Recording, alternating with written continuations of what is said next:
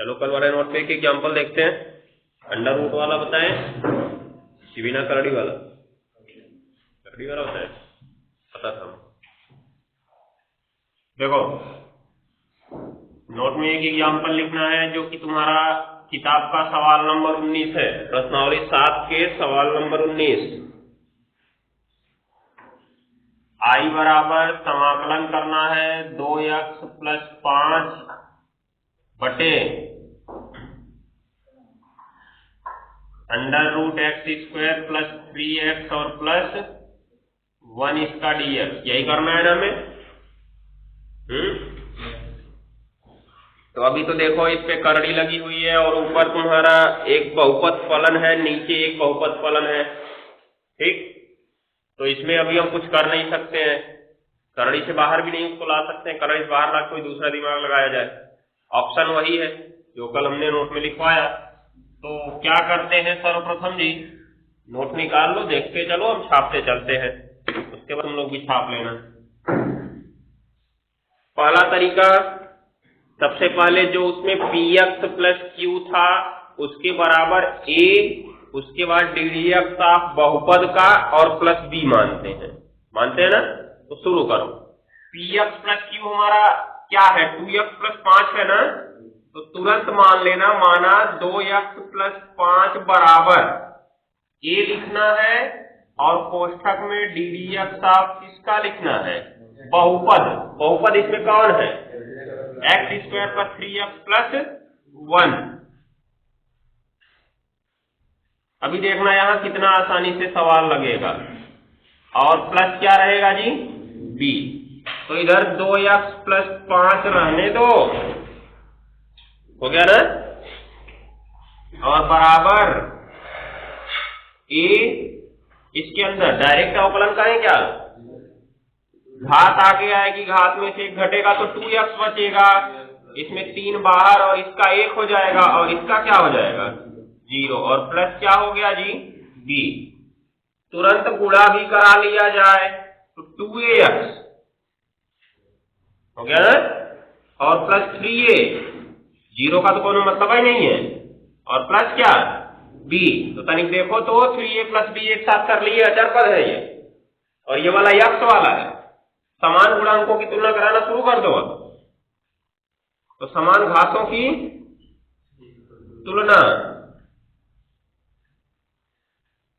पहले इधर x का गुणांक बराबर x का गुणांक, हो गया ना। समझ गए हो तो डायरेक्ट भी लिख सकते हो तुम, लेकिन ये एग्जाम्पल है, समझना है पूरा, इसलिए लिख रहे हो विस्तार पूर्वक। 2 इधर है x का गुणांक और इधर x का गुणांक क्या है 2a, 2 से 2 कट गया, a बराबर क्या आ गया जी 1। देख रहे हो, आसान संख्या मिल गई, हो गया। ऐसे ही आगे बढ़ेंगे। अचर पद है ना दूसरा वाला, 2 ही की तुलना इसमें करानी पड़ती, हमने बता दिया है तुमको। अचर पद बराबर, अचर पद क्या हो जाएगा जी, अचर पद इधर क्या है 5 और इधर अचर पद क्या है 3a + b। चिन्ह माइनस नहीं है, इसलिए कोई प्रॉब्लम नहीं है, आसान है, ठीक। इसमें क्या कर सकते हो, a का मान रख देंगे। a का मान रखने पर 5 बराबर 3 गुणा a,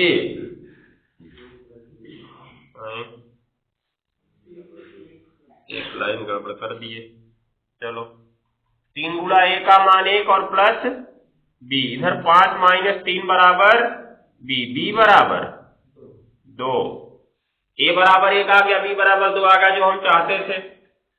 तो इधर तनिक देख लो, 2x + 5 बराबर a ब्रैकेट में 2x + 3 और प्लस क्या b। इसको मानना था ना हमें समीकरण नंबर 2, और इस सवाल को मानना था समीकरण नंबर 1, इसी में तो वैल्यू रखा जाएगा।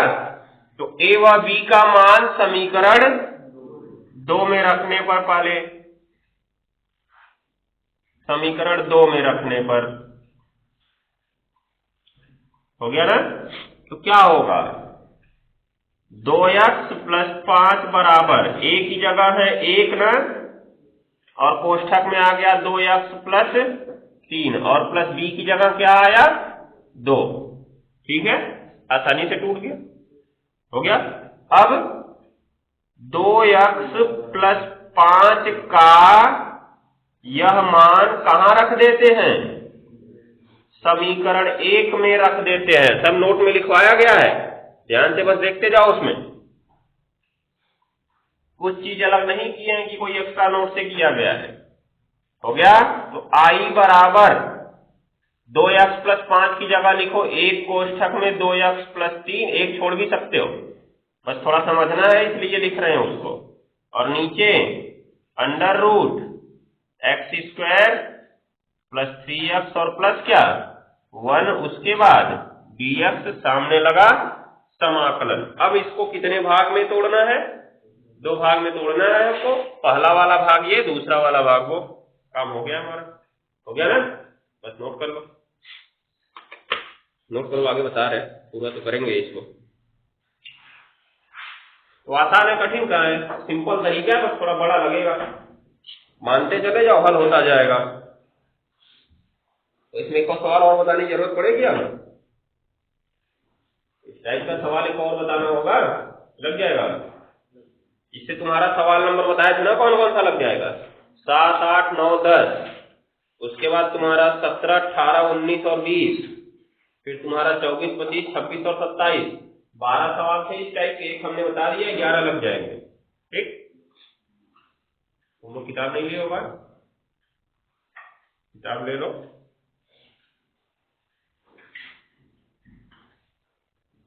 ग्यारह नंबर सवाल में तुमको ऊपर यक्ष दिख रहा है, नीचे यक्ष के साथ 4 दिख रहा है, लग रहा होगा कठिन है। कठिन नहीं है वो जो यक्ष के साथ 4 है उसको यक्ष स्क्वायर का स्क्वायर में बदल दो और यक्ष स्क्वायर को मानक मान लो t। तो यक्ष स्क्वायर का अवकलन यक्ष सवाल में मौजूद हो जाएगा ना, खत्म हो जाएगा, वो हो जाएगा। तो इस तरह से कर सकते हो डायरेक्ट। ठीक,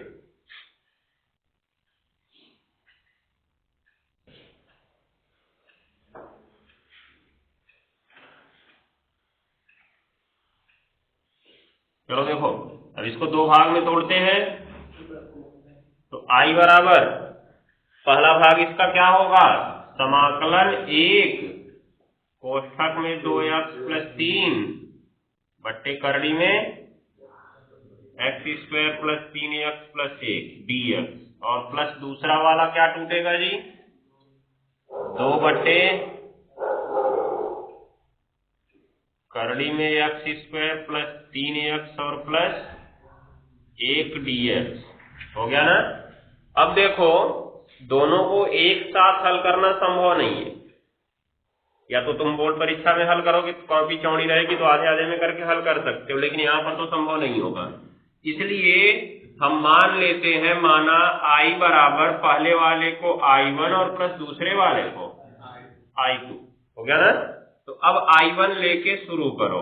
I1 बराबर समाकलन 1 कोष्ठक में 2x प्लस 3 और नीचे करड़ी में x square plus 3x plus 1 dx।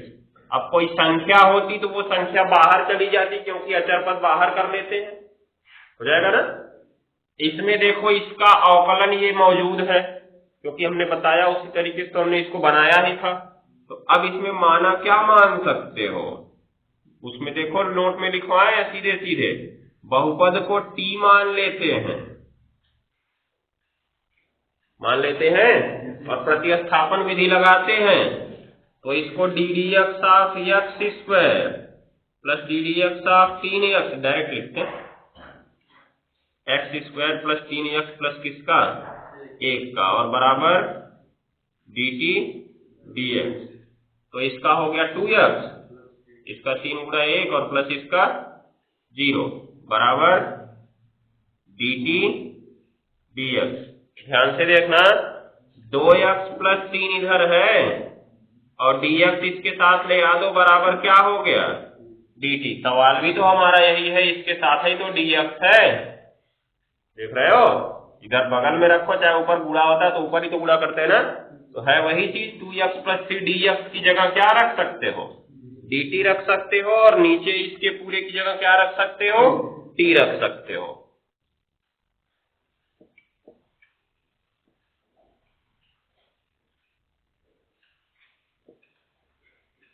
अब देखो क्या हो जाएगा, I1 बराबर समाकलन ऊपर पूरा बदल गया dt में, अब एक को छोड़ सकते हो, संख्या होती तो बाहर निकाल देते, और बटे क्या हो गया करड़ी में t, तो करड़ी में t कौन समाकलन होता है का नहीं, इसको ऊपर लेके आओगे, नीचे करड़ी का मतलब t की घात 1/2 रहा होगा ना, उसको ऊपर लेके जाओगे तो t की घात क्या हो जाएगा -1/2, और उसके बाद dt घात आगे आ जाएगी, घात आगे आएगी,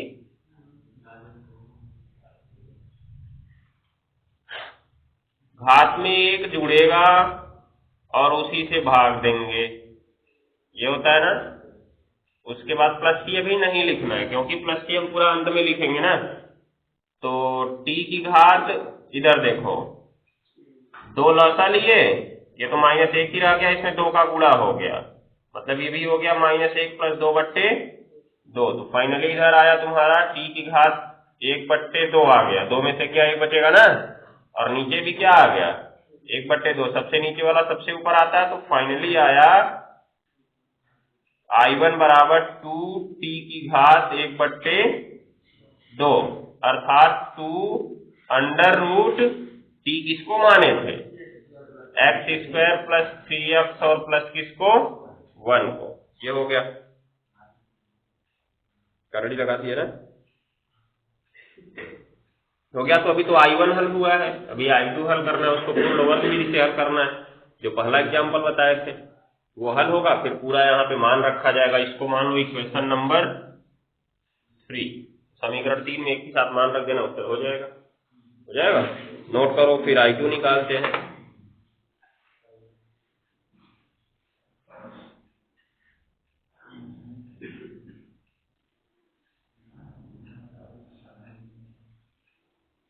कुछ सवालों में a और b का मान भिन्नात्मक आएगा, तो भिन्नात्मक आएगा तो भी परेशानी वाली बात नहीं है, भिन्न आया तो जैसे एक था छूट गया तो भिन्न रहेगा तो वो बाहर निकल जाएगा, हो गया ना, कोई फर्क नहीं पड़ेगा।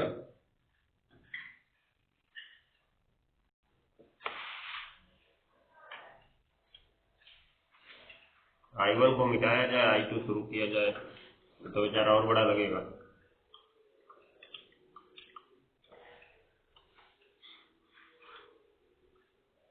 पूरा मिटा देते हैं, फिर शुरू करते हैं।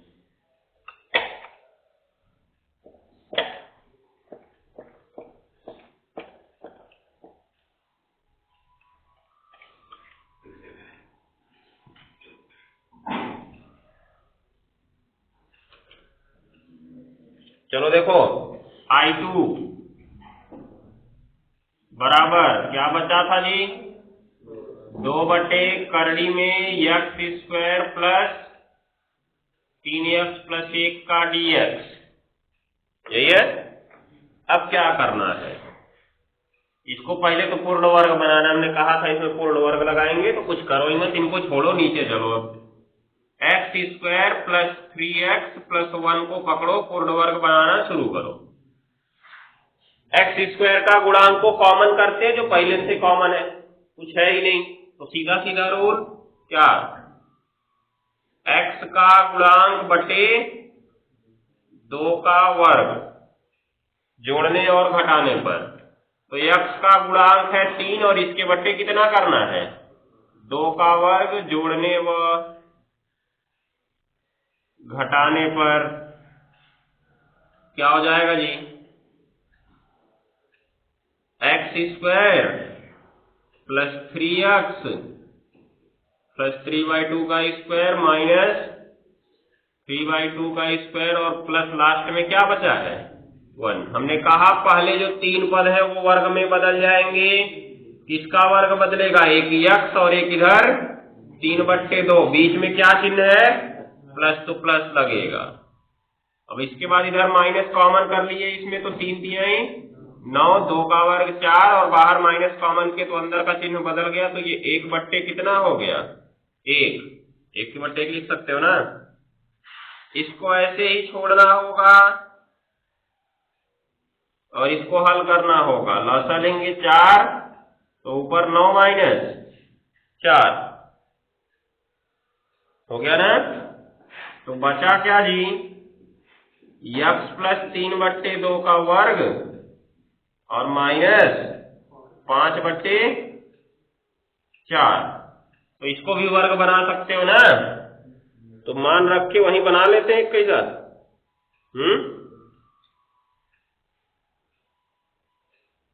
इसलिए I2 बराबर 2 को बाहर कर दें, और काम तो है नहीं 2 का। 1/करड़ी के अंदर x प्लस 3/2 का वर्ग और माइनस 5 किसी का वर्ग तो है नहीं, तो उसको करड़ी 5 लिखना होगा। और बट्टे 4 किसका है, 2 का, तो करड़ी 5/2 का वर्ग और dx किसका सूत्र बन गया जी, ये समाकलन बन गया 1/x² √x² माइनस a² का dx। क्या सूत्र था इसका,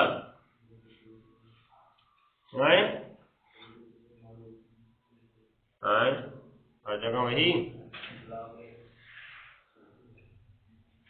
चेक करो इसका 1/a था ना कुछ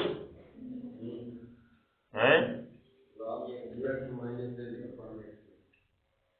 लॉग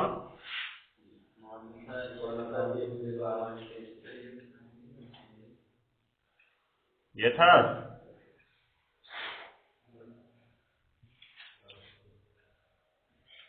चेक कर लेना एक बार। तो 2 लिखे, समाकलन देखो, जहां x है वहां तुमको क्या दिख रहा है जी, x प्लस 3/2, और जहां a है वहां दिख रहा है करड़ी 5/2। तो हो गया 2 log x प्लस, x की जगह लिखना है x प्लस 3/2, प्लस रहेगा माइनस, प्लस ही था, अंडर रूट x प्लस 3/2 का स्क्वायर और माइनस अंडर रूट 5/2 का स्क्वायर। हो गया ना।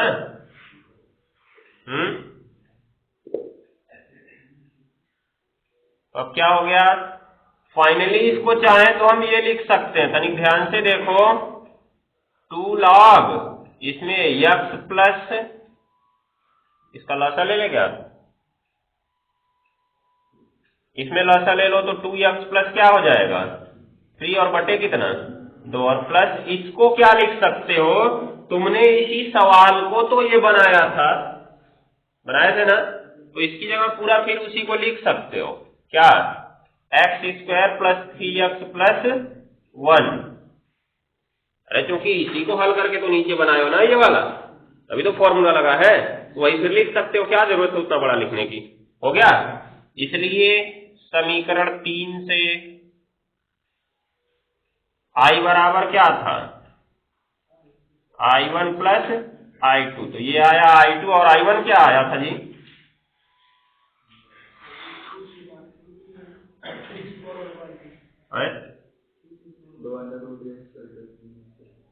2√x² प्लस 3x प्लस 1 और प्लस 2 log इधर 2x प्लस 3/2, उसके बाद plus under root x² plus 3x और प्लस 1, और प्लस में क्या लिख देना है c। ये उत्तर हो गया, नोट कर लो, खत्म काम। उत्तरमाला चेक कर लो आया नहीं, क्वेश्चन का ही दे दिया। सवाल नंबर 19 है।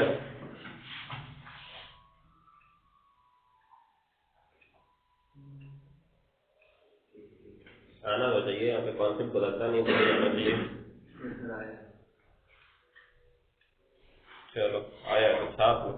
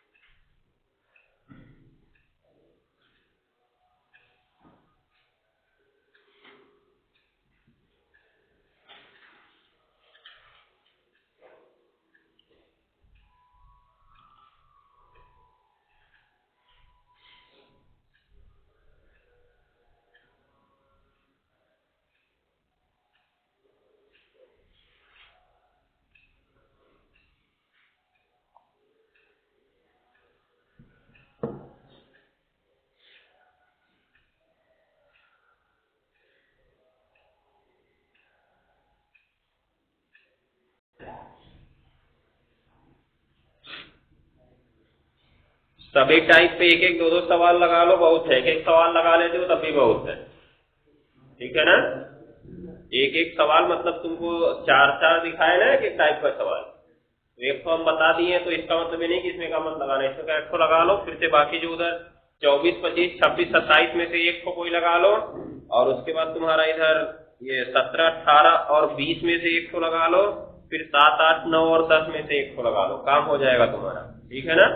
ज्यादा कुछ नहीं समझना है, कॉन्सेप्ट एक का ही है, तो 1000 सवाल लगाने का कोई मतलब नहीं है। हाँ, सब सवाल में कॉन्सेप्ट अलग अलग लगता तब हम लगाते सवाल को, लेकिन इसमें जब सब कॉन्सेप्ट एक ही है, चार के चारों सवाल देखो तुम, 7, 8, 9 और 10 चारों सवाल का कॉन्सेप्ट एक ही है, कुछ अलग नहीं हो रहा है, तो एक का ही लगाओ, फायदे में रहोगे। अब लिखते हैं हम लोग कुछ विशिष्ट समाकलन, कुछ विशिष्ट समाकलन।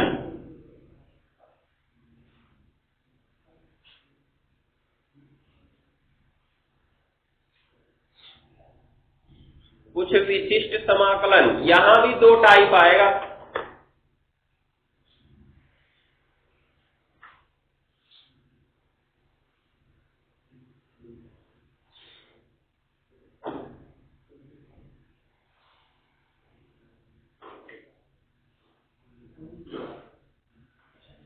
हो गया जी, देखो अब कुछ विशिष्ट समाकलन में पहला टाइप आता है टाइप 1।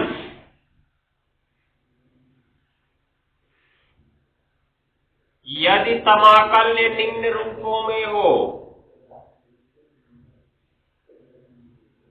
बात नहीं, बात किए तो सुबह सुबह प्रसाद वितरण करेंगे बिना पूजा के।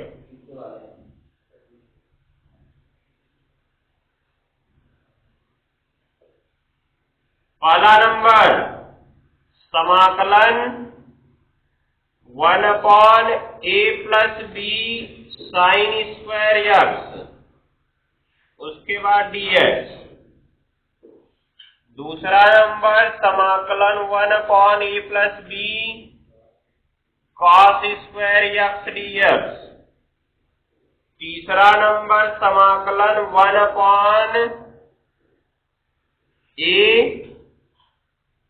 cos square x plus b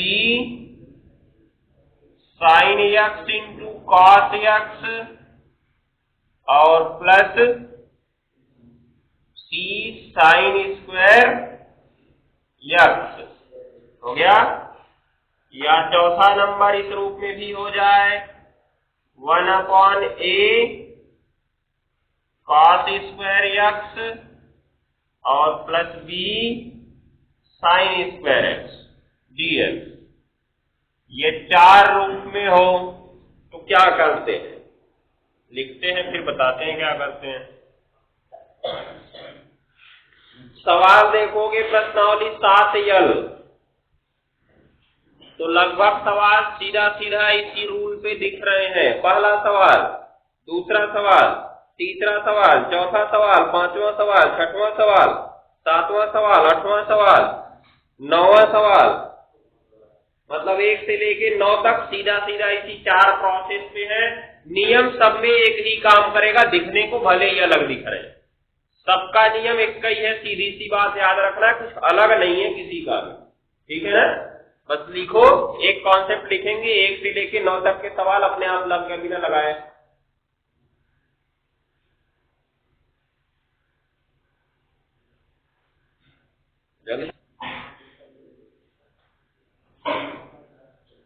अब नीचे लिखना शुरू करो। इस प्रकार के फलनों का समाकलन करने के लिए, इस प्रकार के फलनों का समाकलन करने के लिए, इस प्रकार के फलनों का समाकलन करने के लिए सर्वप्रथम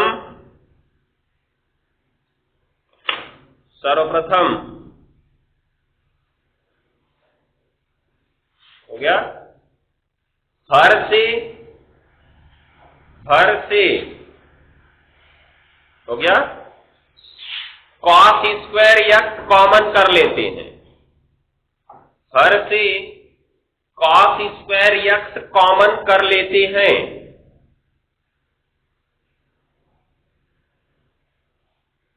हो गया ना, और उसे अंश में भेजकर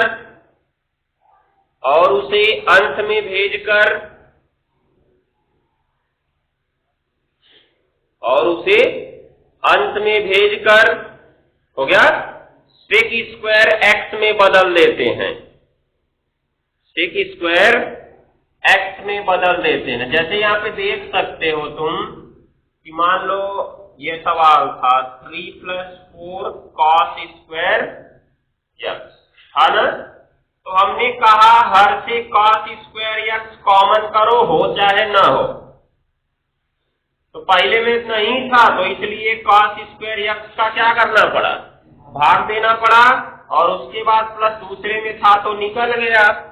अब ये जो नीचे वाला cos स्क्वायर x है, क्योंकि तुम जानते हो कि 1/cos x बराबर sec x होता है ना, तो इसको जब अंश से तुम हर में भेजोगे तो उल्टा हो जाएगा ना इसका, देख रहे हो, तो ये ऊपर जाके बन जाएगा sec स्क्वायर x। ठीक इसी समय ये भी तो अपनी जगह पे ऊपर जाएगा, तो ये भी क्या बन जाएगा sec स्क्वायर x, और प्लस कितना बच गया 4, हो गया। तो अभी ये नीचे sec स्क्वायर x रखने से कोई फायदा नहीं है, नीचे पुनः बदलना है। ठीक, तो लिखो अभी कहां तक लिखे, sec स्क्वायर x में बदल देते हैं, हो गया ना, जैसे हो गया। ये टाइप उतार लो फटाक से, इतना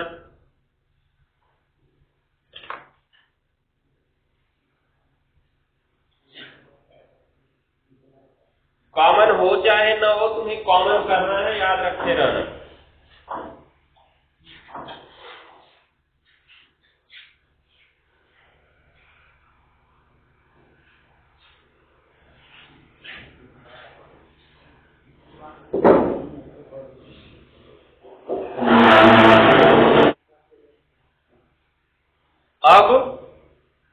अब हर में हो गया जितने sec स्क्वायर x दिखते हैं, हर में जितने sec स्क्वायर x दिखते हैं,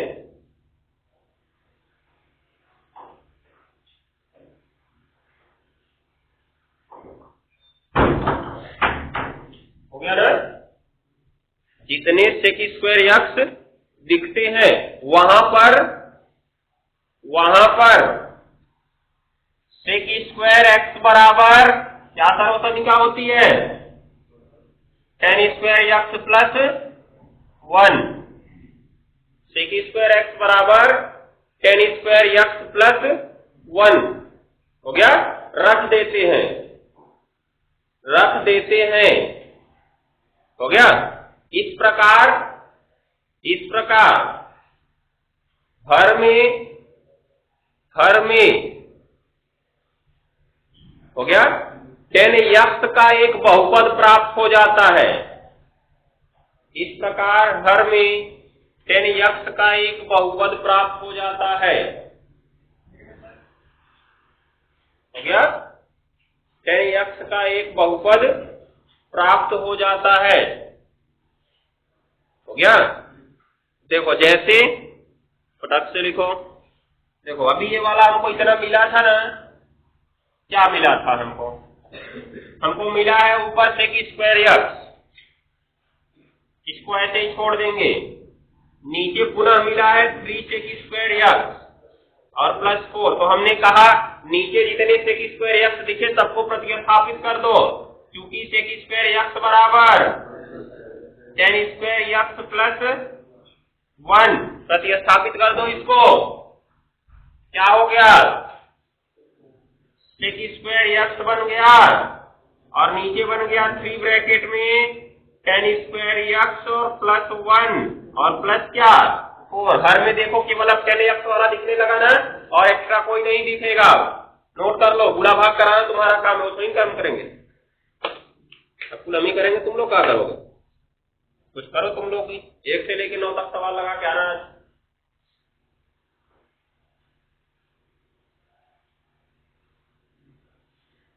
हो गया ना?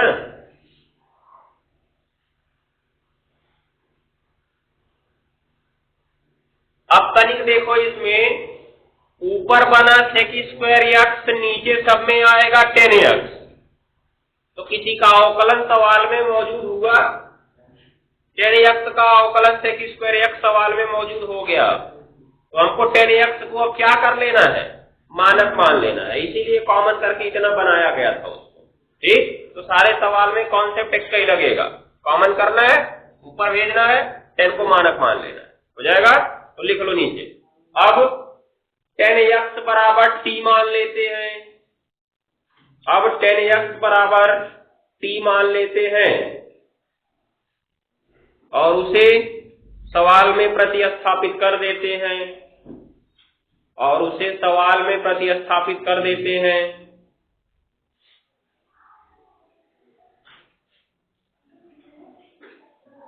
सवाल में प्रतिस्थापित कर देते हैं, हो गया।